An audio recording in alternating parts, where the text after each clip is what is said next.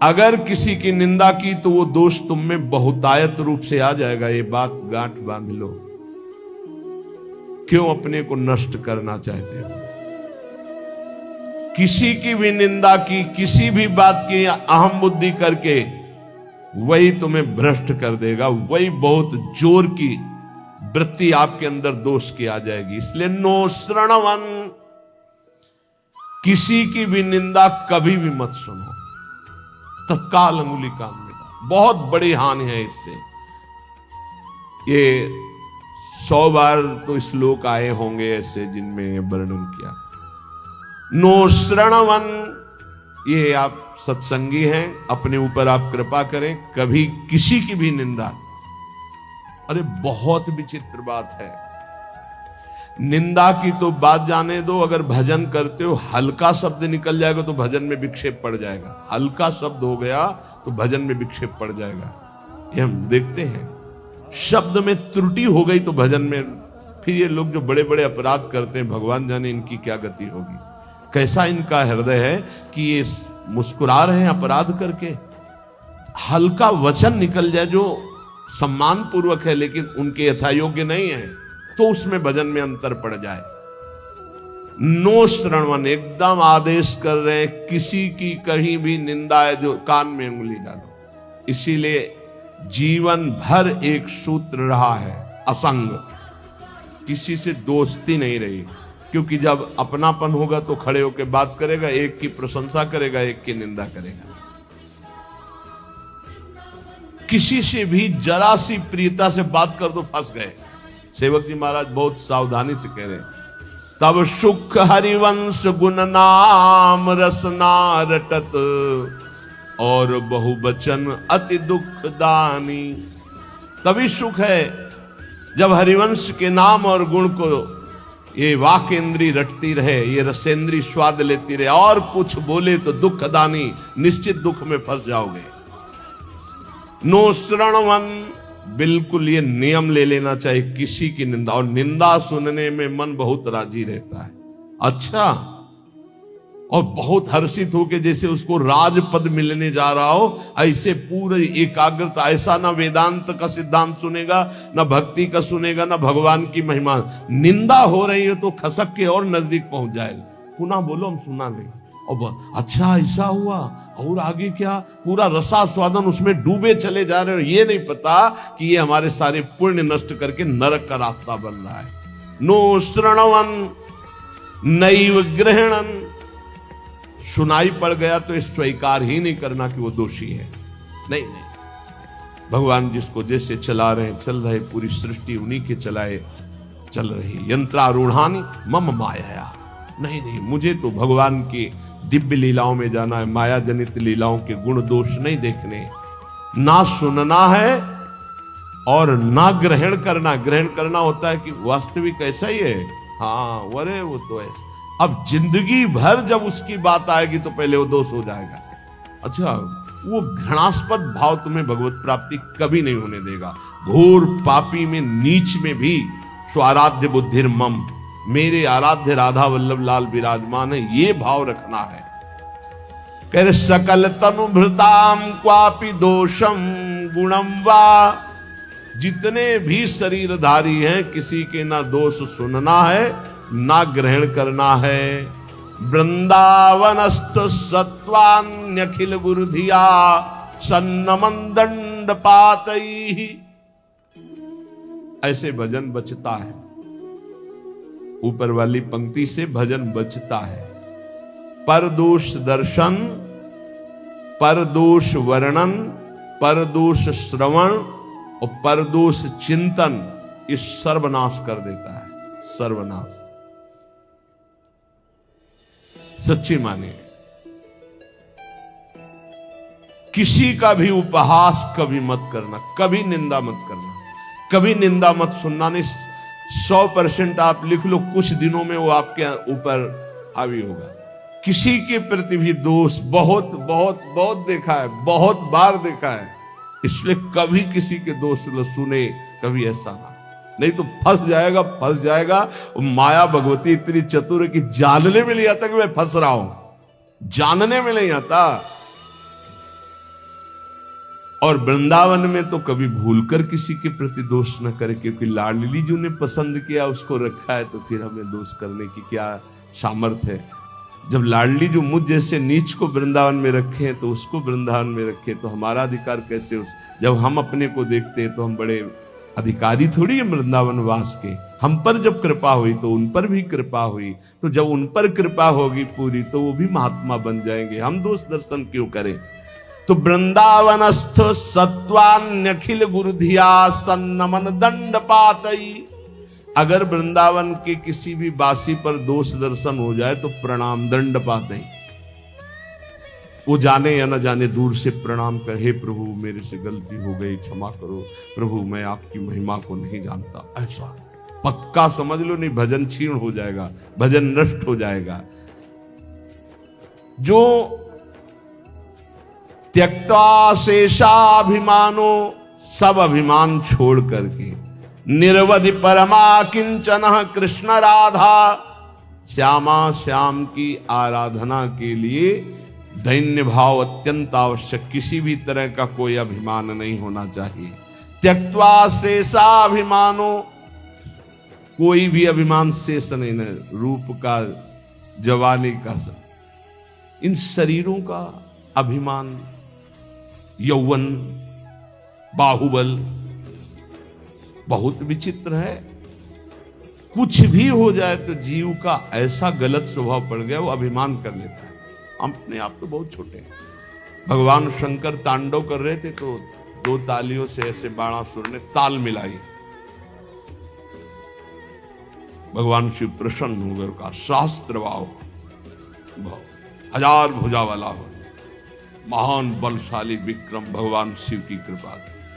अब दो भुजाएं तो अगर सही ढंग का स्वास्थ्य हो तो फिर खुजली संभलती नहीं, बल्कि भगवान शिव का कृपा पात्र हजार भुजाएं, तो जिस पर्वत में मारे चकनाचूर, जाके दिग्गजों को ललकारा, भाग पड़े, कोई उसके सामने नहीं।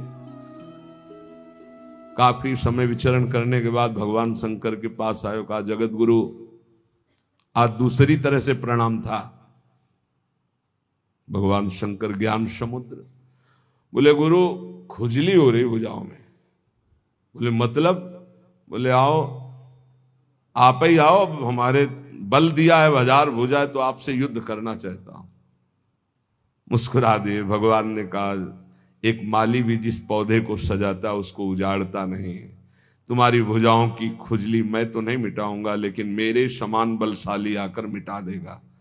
तो जब प्रद्युम्न पुत्र अनिरुद्ध और उषा जी का बड़ा एकांतिक मार्मिक प्रसंग है कि उषा जी ने स्वप्न में देखा अनिरुद्ध जी को पहली बार। अब वो विकल, ना उनको भोजन अच्छा लगता, ना नींद अच्छी लगती। तो जो उनकी परिचर्या में वो 9 कुमारी थी, आसपास राज सैनिक, वयोवृद्ध या जो स्त्री पुरुष दोनों नहीं है, उनको लगाया जाता था। राजकुमारियों के महल की सुरक्षा में वयोवृद्ध, अनुभवी या जो स्त्री पुरुष दोनों नहीं, उनको लगाया जाता था। तो ऐसी व्यवस्था में उनके पास सखियां सेवा में रहती थी। कभी कभी कोई सूचना मिलने पर बाणासुरा के मिल जाता। अब उषा जी को इस तरह विक्षिप्त देख करके ना भोजन, ना नींद, ना बल, तो उनकी एक बहुत प्रिय सखी चित्रलेखा थी, जो बड़ी योगिनी थी, शक्ति संपन्न थी। उसने कहा सखी, मेरी सखी होते हुए तुम इतना उदास, बोलो ना, कोई ऐसा विषय है जो गुप्त विषय और तुम बता नहीं सकती, वही तुम्हें इतना विक्षिप्त कर रहा है। मैं समझ रही हूं कोई विषय तो है। तो उनका सखी, मुझे एक स्वप्न में 9 कुमार के दर्शन हुए और अब मैं उसके बिना जी नहीं सकती, पर मैं ये नहीं जानती को है कौन, कहां का है, क्या है, पर स्वप्न में मैंने देखा। तो उनका स्वप्न में आपने देखा तो त्रिभुवन का कोई ऐसा नहीं है जिसका मैं चित्र न बना सकूं, और तुम्हारे सामने साधारण कोई आ नहीं सकता, क्योंकि साधारण से तुम मोहित नहीं हो सकती। तो मैं असाधारण महापुरुषों के परिवारों का चित्रण करूंगी, तुम केवल इशारा दे देना, मैं योगिनी हूं, अपहरण उसका मैं कर लूंगी। स्वप्न में देखा था अनिरुद्ध जी को। वो बड़े बड़े नागलोक, स्वर्गलोक, सब लोगों के बड़े बड़े जो सुंदर हैं, गंधर्व हैं, देवता हैं, यक्ष हैं, फिर मानव लोक का जय भगवान श्री कृष्ण का चित्र आया, मुस्कुराए, बोले बस कुछ मिलता जुलता ऐसा ये तो नहीं है प्रद्युम्न जी, बस कहा बिल्कुल नजदीक पहुंच चुकी हो, मिलता जुलता ही चित्र है बिल्कुल। और जे ही अनिरुद्ध जी का आया सो रो पड़ी, बोले यही मेरे चित्त का अपहरण करने। बोले बहुत बड़ी जगह तुम्हारा स्वप्न हो, कहा आसक्ति हुई है, पता है द्वारिकाधीश भगवान श्री कृष्ण के नाती अनिरुद्ध जी, सुदर्शन चक्र का रात दिन पहरा रहता है द्वारिका में, किसी का भी प्रवेश नहीं, बहुत महान जगह तुम्हारी आसक्ति हुई, पर मैं अपने प्राण त्याग कर भी सखी तुम्हें मुस्कुराते देखना चाहती हूं। उनका अगर मुस्कुराते देखना चाहती थी इनसे मिलवा दो। स्वप्न में देखा था।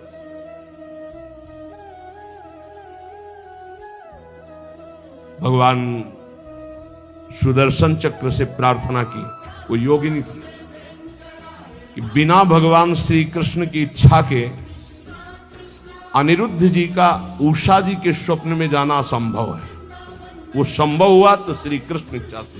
तो हे सुदर्शन जी, आप भगवान श्री कृष्ण के पार्षद हैं, यदि श्री कृष्ण की इच्छा से ऐसा हुआ है तो मुझे उनकी इच्छा का संपादन करने के लिए आप निर्विघ्न मार्ग दीजिए। चली गई।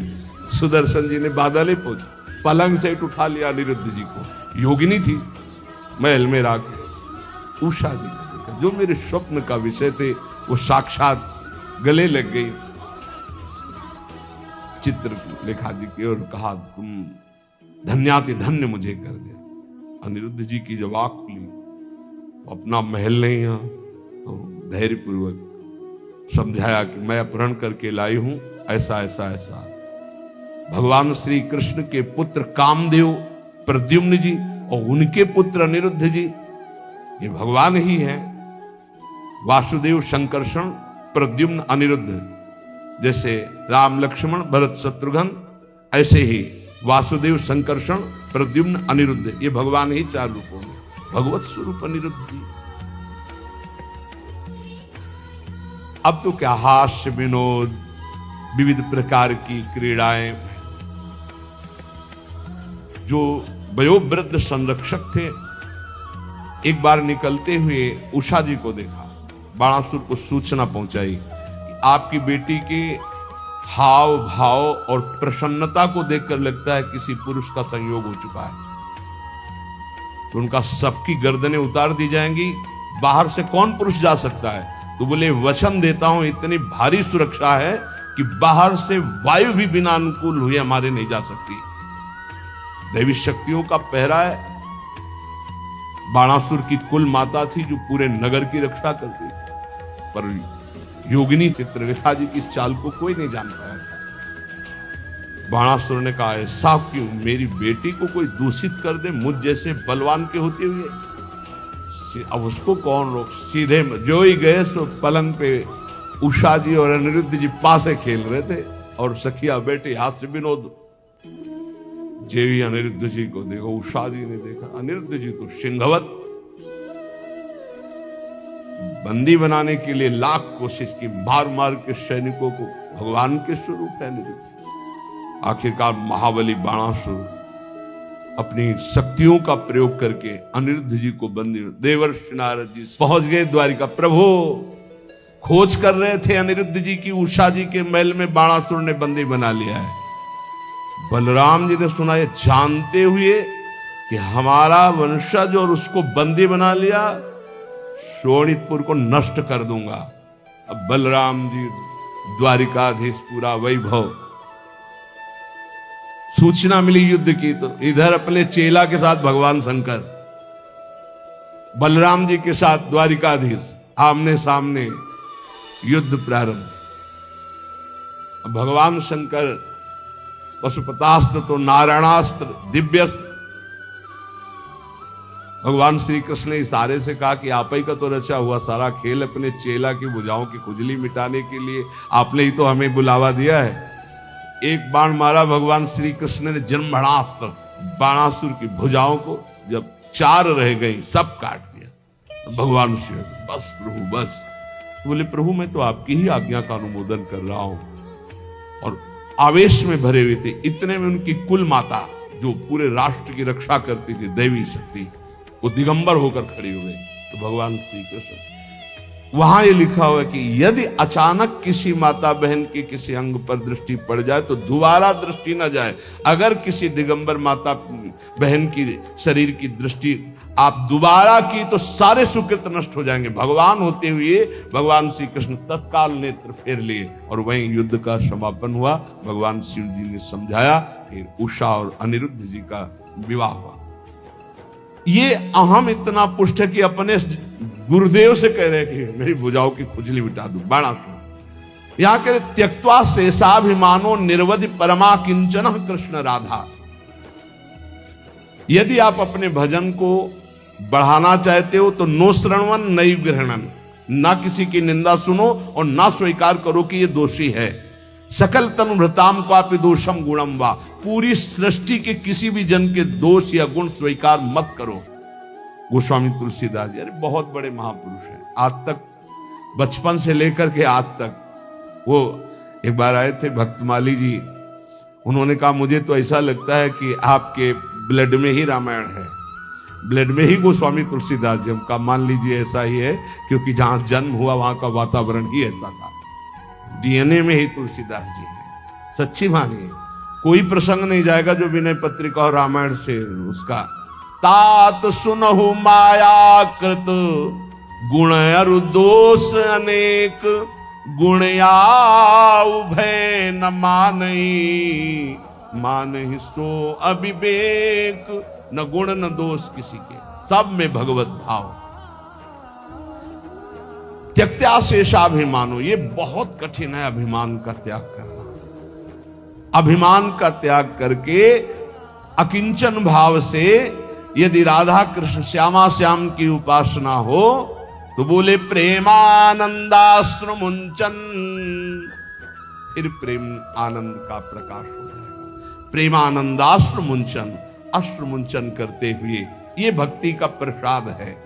निवसति सुकृति कोपि वृंदावनांत, कोई बड़ा भजनानंदी महात्मा ही ऐसा जो प्रेम से अप्लावित होकर अश्रु प्रवाह करते हुए श्रीधाम वृंदावन वास करे, तो फिर उसकी दशा क्या होती?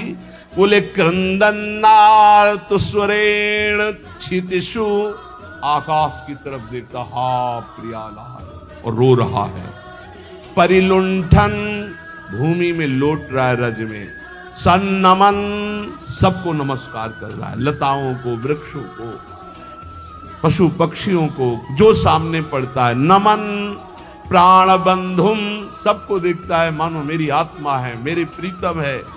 कुर्वन्दन्ते तृणान्या दधदनु करुणा दृष्टे काकुकोटि, सबसे कृपा कटाक्ष, मुझ अधम पर कृपा करो। ये हमने देखा है वैष्णव जनों, मुझे अधम पर कृपा करो, मेरा भजन बन जाए, हम पर श्री जी करुणा करें, मेरा नाम जब चले। और रात दिन भजन कर रहे हैं। और काकुवाणी, दैन्य वाणी के द्वारा सबसे बर्ताव। फिर तिष्ठन्नेकांत वृंदा विपिन तरुतले सभ्य पाणो कपोलम, कभी कभी एकांत में से बैठ करके पाणो कपोलो और रुदन, हा हा लाडली जो न्यस्याश्रुएण मुंचन नयति, इतना अश्रु भूमि गीली हो गई। दिन निशाम को धन्यो तनन्य, धन्याति धन्य हो गया वो जो रात दिन प्रिया प्रीतम के चिंतन में है, अश्रु प्रवाह करता है। जो उसको देख ले, जो उससे बोल ले, अमोघस्य, निश्चित उसका परम कल्याण हो जाएगा। आप लोग महाभाग्यशाली हैं, इस सत्संग रूपी महातीर्थ में आप गोता लगा रहे हैं, जिसकी बराबरी किसी भी तीर्थ में नहीं। कल हम पढ़ रहे थे वैदिक सिद्धांत में, मानसिक तीर्थ में स्नान करने वाले के समान कोई भी तीर्थ का फल नहीं मिलता। इसमें स्वयं में गोता लगाना है, ये आत्मस्वरूप में चूक मत करना। वृंदावन की भूमि में इस पावन ब्रह्म मुहूर्त की बेला में बैठकर आप जो भागवतिक सिद्धांत और भगवान के पावन चरित्र, भगवान के भक्तों के पावन सिद्धांत सुन रहे हैं, अहोभाग्य है, ये अहोभाग्य है। समय है, इसका लाभ उठा लीजिए। सब दिन होत न एक समान, सब दिन एक समान नहीं होते। एक समय आएगा, तरसते थे जब मथुरा दास जी अंतर ध्यान हो गए तो राम जी बाई की तरफ देखकर, सत्संग भवन की तरफ देखकर रोना आता था। ये वही सत्संग भवन है जहां सैकड़ों हजारों संत परमहंस मौन बैठते और पूज्य श्री मथुरा दास जी के मुख से महाभागवतों के पावन चरित्र आज सुना पड़ा सा दिखाई दे रहा है। क्योंकि वो बात जो उन महापुरुषों के मुख से है होता है, पर वो बात जो अनुभवी महापुरुषों को, आज आपको भगवत कृपा से बड़े बड़े संतों की वाणियां, बड़े बड़े महापुरुषों के, जगत में जितने भी बड़े बड़े महापुरुष, सबकी खोज खोज कर बात वही रोज सुनाई जा रही है। अगर आप उसे पकड़ लेंगे तो महामंगल हो जाएगा। जैसे जमीन में गिरते ही बूंद गंदा हो जाता है, निर्मल आकाश से गिरता है बूंद, ऐसे ही मां के गर्भ से प्रकट होते ही माया का इतना प्रचंड प्रभाव कि जीव जो गर्भ में भगवान से वादा किया था कि बस मुझे एक बार मां के गर्भ से निकाल दो, मैं ऐसा भजन करूंगा कि दोबारा इस नरक में ना आना पड़े। जीव ही पैदा हुआ देवी कहां कहां वो ज्ञान चला गया, वो दृष्टि गई भागवतिक। अब वो माया का ऐसा मोह का प्रभाव पड़ा, धीरे धीरे ये माँ, ये पिता, ये पुत्र, ये पत्नी, ये मकान, संपत्ति, बस वो घिरता चला गया ममता से। श्रीपाद कह रहे त्यक्त्वा सर्वान् गृहद्वार सकल गुणालंकृत स्त्री सुतादीन सर्वत्रात्यंत सम्मान नमथ महता सत्कुलाचार धर्मान माता पित्रोर्गुरुणामपि च नहि मनाग्रहे कोमलात्मा यो या देव वृंदावन में मखिलै स्तूयते धन्य धन्य।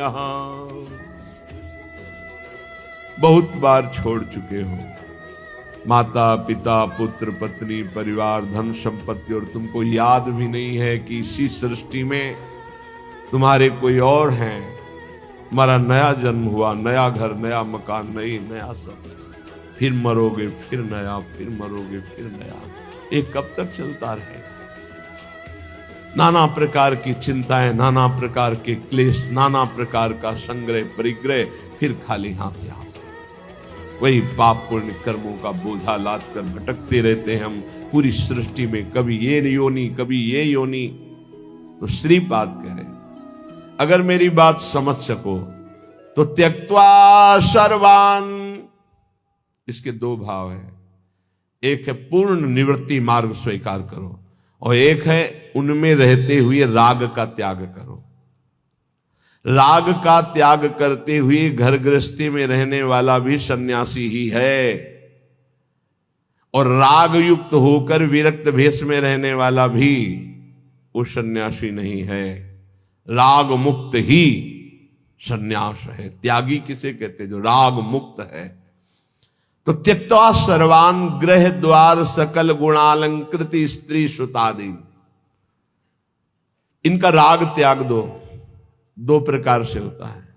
एक गृहस्थी में रहकर भगवत भाव से समर्पित करके जीना, उसमें नाथ सकल संपदा तुम्हारी, मैं सेवक समेत सुतनारी। और एक अब नहीं सहा जाएगा, अब इस जन्म में भगवत प्राप्ति ही करनी है, इसलिए मैं निवृत्ति मार्ग स्वीकार करता हूं। निवृत्ति मार्ग, मुझे अब कोई इसमें भाव नहीं रखना, मुझे रखना ही नहीं। ब्रह्म सत्यम जगन मिथ्या, मुझे इस मिथ्या में भाव ही नहीं करना। कोई बिरले के अंदर ऐसा त्यज लोक धर्मान, नहीं मुझे लोक धर्म स्वीकार करना। तो गृह द्वार सकल गुणालंकृत स्त्री सुतादीन त्यक्त्वा सर्वान। राजकुमार थे, नवीन पत्नी थी, नया पुत्र हुआ और वैराग्य लेकर के महात्मा बुद्ध के रूप में प्रकाशित हुए। पूर्व चरित्र उनका पढ़। नवीन पत्नी श्री विष्णु प्रिया जी, वयोवृद्ध माता श्री सची जी, घर में दूसरा कोई नहीं, पूर्ण वैराग्य और संन्यास मार्ग महाप्रभु चैतन्य देव। वयोवृद्धा माता, कोई दूसरा पानी देने वाला नहीं, आद्य गुरु भगवान शंकराचार्य जी, परम त्याग वैराग्य के। त्यक्त्वा सर्वान गृह द्वार सकल गुणा अलंकृत स्त्री सुतादीन। एक लाल स्वामी हुए, ये अपने राधा वल्लभी नहीं। तो जब 7 भावरे फेरने को होता है, अब तो आचार्य सावधान सावधान, आज अब सप्त फेरे होने जा रहे हैं। आप जिस कन्या का पाणिग्रहण स्वीकार कर रहे हैं, आज जीवन इसका भार आपके ऊपर है। सावधान, इस सप्त वचन सुनिए। लाल स्वामी जी का भार मेरे ऊपर, मेरा भार तो हरि के ऊपर है। मुझे इस बंधन में अब नहीं बनना, मुझे तो हरि की प्राप्त। उनका लघु शंका लगी, उनका 7 फेरे के बाद बोले नहीं, छूट जाएगी। एक आदमी साथ दूल्हा के साथ, पहले बाथरूमों की व्यवस्था नहीं थी, बाहर जाना होता। तो उन्होंने कहा यार कोई चल, हम करके आ रहे हैं, कभी लौटे ही नहीं। बस भगवत बहुत बड़े महात्मा हुए। नाटक चल रहा है माया का। जब परम सत्य मार्ग का परिचय हो जाता है तो साधारण धर्मों की परवाह नहीं होती। त्यजलोक धर्मान सावई पुंसाम परो धर्मो ये तो भक्ति अधोक्षजे। भगवान के चरणों में यदि भक्ति हुई तो वही परम धर्म माना जाएगा। अगर भक्ति नहीं हुई, भगवान से विमुख, तो ये सब करते हुए अनंत जन्म हो गए, कोई लाभ नहीं मिला। ये कुछ नहीं। अगर नाम जप नहीं है, भगवत समर्पण नहीं है, तो कल आपने सुना था कि वो नैष्कर्म कर्म, वो निर्मल ज्ञान भी किसी काम का नहीं, जिसमें भगवत गुणानुवाद, भगवन नाम जब, भगवत आश्रय नहीं। सनकादि से बढ़कर कोई ज्ञानी नहीं। निरंतर हरिशरणम हरिशरणम। तो चाहे गृहस्थ में हो चाहे विरक्त में, इस जाल में ना फंसे कि ये मेरे हैं, ना तेरे थे, न तेरे हैं और न तेरे रहेंगे। बाद में तब परिचय आएगा जब समय नहीं होगा। गोस्वामी तुलसीदास जी बहुत सरल भाषा में वैदिक सिद्धांतों का वर्णन किया। श्रुत बनितादि जानि स्वारथ रत, ना करुनेह सभी ते, अंत ही तो ही तजेंगे पामर, तू न तजे अब ही ते, मन पछितई है अवसर बीते। दुर्लभ देह पाए हरि पद भजू, करम बचन अरु जीते, मन पछितई है अवसर बीते। माता पित्रोर गुरुणाम पिचन ही मनागाग्रही, कोमलात्मा है अपने हृदय को कोमल मत कर।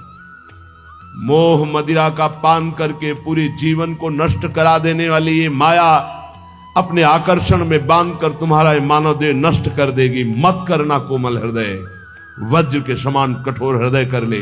राग का त्याग कर। अगर गृहस्थी में तो सबको भगवत स्वरूप मानकर शोक और मोह से ऊपर उठने के लिए नाम जप करते हुए, जो भी आपके पास ईश्वर है, पूरे परिवार की सेवा करते हुए भगवत समर्पण कर दो। राग मत करो। जो है उनकी परवाह नहीं, जो चले गए उनकी चिंता नहीं, बिल्कुल धर्म पूर्वक ईश्वर भाव से मुक्त हो जाओ। और वैराग्य का तो मार्ग ही सिंहवत और निराला है। इसलिए कह रहे हैं सुंदर घर, सुंदर स्त्री, सुंदर पुत्र, संपत्ति, माता पिता, वयोवृद्ध गुरुजन, ये सब भगवत स्वरूप मानकर गृहस्थी में नाम जप करते हुए इनकी सेवा करो, मंगलमय। अगर ममता में फंस गए, मोह में फंस गए तो पूरा जीवन निपटा देगी माया। न भजन होगा, न साधन होगा, न भगवत प्राप्ति की कोई बात होगी। पूरा इतना कीमती जीवन नष्ट हुआ, फिर मरे, कोई माता पिता पत्नी पुत्र परिवार साथ नहीं। तू फिर अकेला अपने वही मोह जनित पाप कर्म करके फिर नई योनियों में जाएगा, फिर भटकेगा। इसलिए यो याया देव वृंदावन में मखिलई स्तूयते धन्य धन्य। धन्य है जो सर्वस्व का त्याग करके वृंदावन का अखंड वास स्वीकार कर लिया। और धन्य वो भी हो जाएगा जो वृंदावन का आश्रय लेकर सत्संग सुनते हुए भजन प्रारंभ कर दिया गृहस्थी में रहते हुए। अब अपने भजन को कैसे हम बचाएं, कैसे बढ़ाएं, कैसे उसको बचाएं। कृपा से भजन हमारा जो शुरू हुआ तो नोस्त्रणवन नैव गृहणन सकल तनुभृताम क्वापि दोषम गुणम वा। बहुत विचित्र खेल माया का है।